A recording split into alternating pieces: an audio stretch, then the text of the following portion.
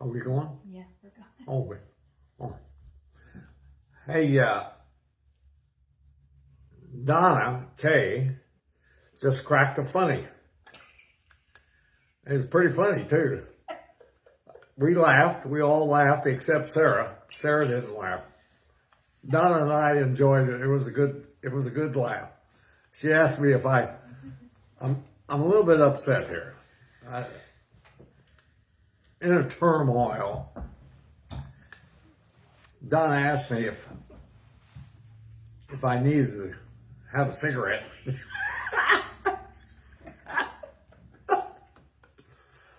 Maybe I need several shots of whiskey. I don't know. All right. My son, Ryan, up in Sycamore, Illinois, wanted to put together a special program for Veterans Day. And we're going to fly by the seat end of our pants, or as Sarah says, we're going to wing it. But he wanted to talk about my immediate family and service in the United States Army, Navy, Marine Corps. I'm not aware of any immediate people that served in the Air Force or the Coast Guard or the Merchant Marine. But I do have some records, and I will tell you, everybody should take advantage of the fact that you can write to the personnel department right here in the St. Louis area and get your husbands, your fathers, your ancestors' military records. Some are extensive and some are not.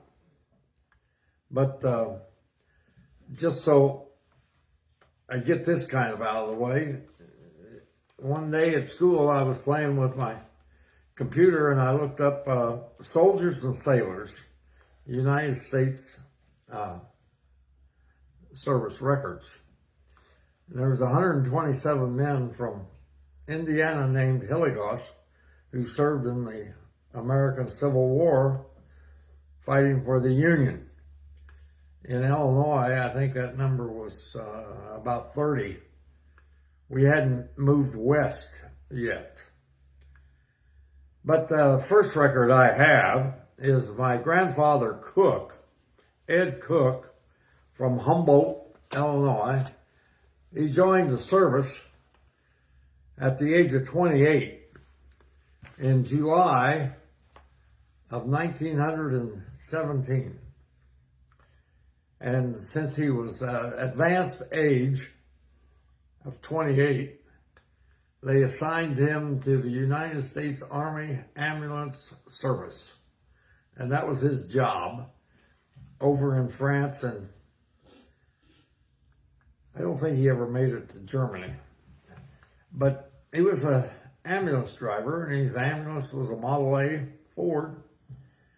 And the story is that while he was out looking for wounded, one day he got behind the Germans' line, and they would hide him. French farmers would hide him during the day. He'd park his ambulance in a barn, and they'd cover it with hay, and he'd sleep all day, and then at night he would drive around looking for the American lines. And supposedly that took about 3 days. But Granddad Cook was a member of the United States Army in World War II, served in Europe as part of the expeditionary force.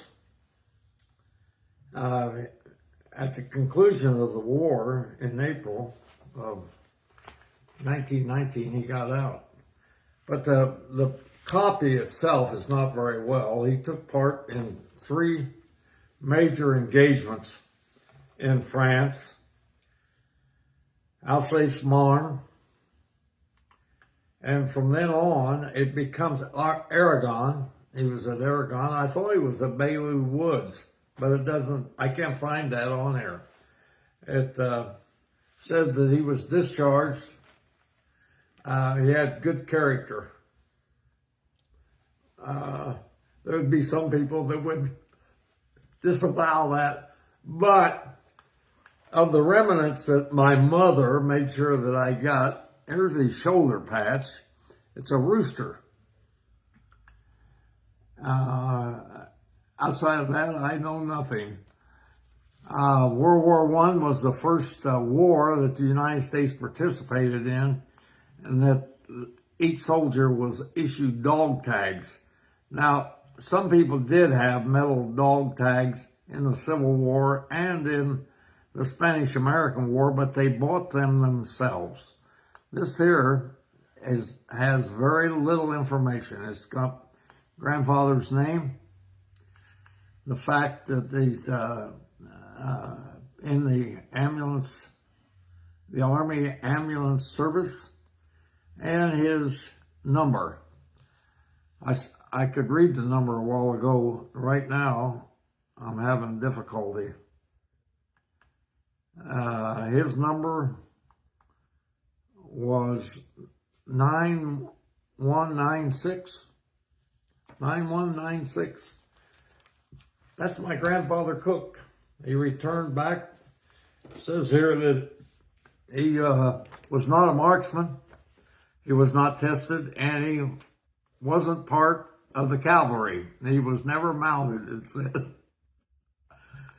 Well, my dad, I sent off to St. Louis, and the United States Marine Corps takes good care of records for their people. Now, with age, this is discolored, and it's kind of tough to make out, except when it's in black and white. But basically, my dad entered the service on July the 21st, 1943. I was about a year and a half old. I have no memory of my dad when he left. I do have memory of him when he came back. He entered the Marine Corps. He was assigned real quick that he was going to be an aviation mechanic. And that's what he did for his tour of duty in the South Pacific. From memory, Dad went to San Diego, basic. They went to El Toro immediately after basic. And from there, he crossed the Pacific Ocean, across the Mississippi while he was at it. That's all right. Went to the South Pacific. In New Guinea, one island that he was on at the last was Emaru, which is part of New Guinea, close to the Philippines. But he served up until November the 25th of 1945, and he made it home just in time for Thanksgiving. Dad was 21 when he volunteered. Dad and his brother, Uncle Leslie Hilligoss, went down to the post office in Mattoon and volunteered because they were going to be drafted. So they went down and volunteered. And the story was, I hope it's accurate, that on that given day there were 50 men who volunteered. The United States Marine Corps came in, first of all, and took 2. The Navy came in next and took 6.